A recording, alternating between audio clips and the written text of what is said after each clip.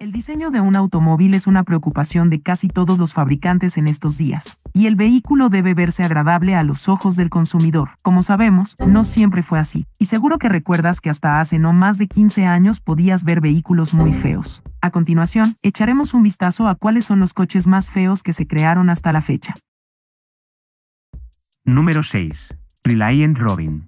Existen ejemplares increíblemente inusuales en la industria automotriz, pero dentro de los más extraños, el Reliant Robin es un caso simplemente increíble. Todo apuntaba a que este coche iba a ser un fracaso. La idea central, para muchos absurda, simplemente jamás podría pegar en el mercado. Y sin embargo, lo logró.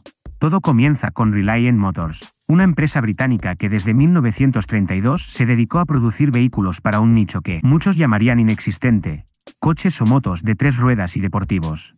El vehículo en 1975 recibió un aumento de motor. El problema de este aumento de potencia que hacía llegar al coche hasta 136 km/h fue una serie de accidentes inesperados. Debido a ese aumento de velocidad y su configuración de 3 llantas, esto significaba que en una curva muy pronunciada el coche podía quedar de lado si no tenías cuidado. Además, como una motocicleta, la potencia podía levantar la trompa del vehículo, lo cual era muy problemático considerando que la dirección solo se controlaba con la llanta delantera. A pesar de estos no muy pequeños detalles, el Robin fue un súper éxito de ventas, y su producción se extendió hasta el año 2000. Número 5. Mitsuoka Orochi. Si te gusta pasar miedo, es posible que hagas un maratón de películas de terror o que cuentes historias para no dormir en una casa perdida. Pero nada será más terrorífico que el coche que protagoniza este artículo, el Mitsuoka Orochi. Puede parecerte poco más que un coche feo, pero quizá ignoras que está inspirado en una terrorífica serpiente maldita de la mitología japonesa. Hay que reconocerles algo a Mitsuoka, y es que realmente el coche inspira miedo y pavor, y su frontal nos recuerda vagamente a un reptil mitológico. Su boca, sus fauces, unas ópticas que simulan 2 pares de ojos, tomas de aire que simulan escamas sobre el capó. Sus formas son muy orgánicas y fluyen como lo hace el cuerpo de una serpiente. El mismo esquema biológico se repite en la parte trasera. Si querían diseñar un coche basado en un dragón de leyenda, desde luego, lo lograron. Número 4. Tata Nano. El Tata Nano salió a la venta en 2008 y cesó su producción 10 años después. Mucho duró. Llegó al mercado como una alternativa de movilidad para las clases bajas de India que solo podían permitirse comprar un ciclomotor. El Nano debía ser una opción más segura y utilizable en que viajar con toda la familia, y para todos aquellos que no tenían sentido del ridículo alguno. Pero ni los indios de las clases más bajas se compraron este Tata. Y es que era tan barato, y tan feo, que sus potenciales clientes pensaron que si lo compraban empeoraría su estatus.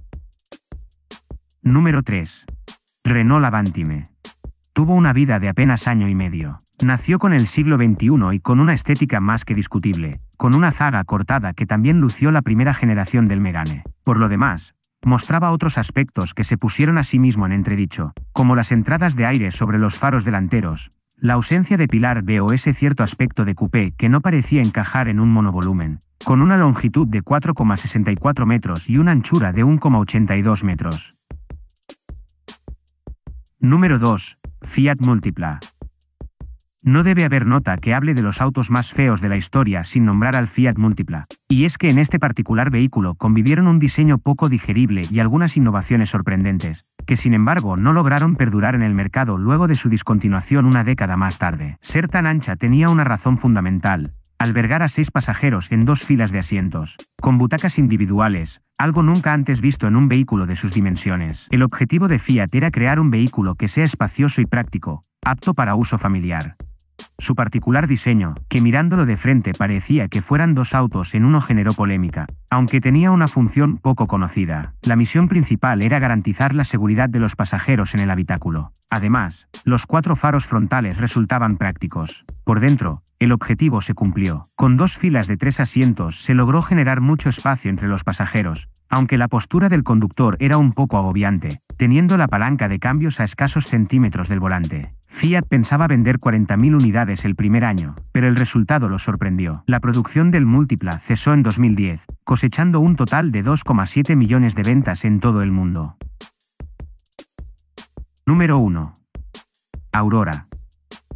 El Aurora fue diseñado y construido en la década de los 50 por el padre Alfred Juliano de Branford. El padre Juliano era un sacerdote católico con una gran afición por el diseño automotriz. Giuliano se propuso a construir el automóvil más seguro del mundo, para lo que invitó y convenció a varios miembros de su parroquia a contribuir en el financiamiento del proyecto. El inusual diseño de la Aurora fue el resultado de la búsqueda de la protección de pasajeros y transeúntes. Por ejemplo, su frontal, relleno de espuma, debía recoger como una cuchara a los transeúntes atropellados. La carrocería fue hecha en fibra de vidrio para que resistiera corrosión y golpes menores. El parabrisas de resina antiquebraduras tenía forma de burbuja para alejarla de las cabezas de los pasajeros. El Aurora contaba con dispositivo de seguridad que hoy son lugar común, pero que en 1953 eran prácticamente desconocidos, como barras de seguridad para impactos laterales, cinturones de seguridad en todos los asientos, columna de dirección articulada y tablero de instrumentos acolchado. Las demostraciones de la Aurora fueron un desastre. Más allá del indiscutiblemente terrible aspecto de la Aurora, hay que reconocer que la Aurora fue el precursor de ideas de seguridad automotriz que están en uso hoy en día. Si te gustó el vídeo, ya sabes que puedes darle like y suscribirte al canal para no perderte vídeos como este.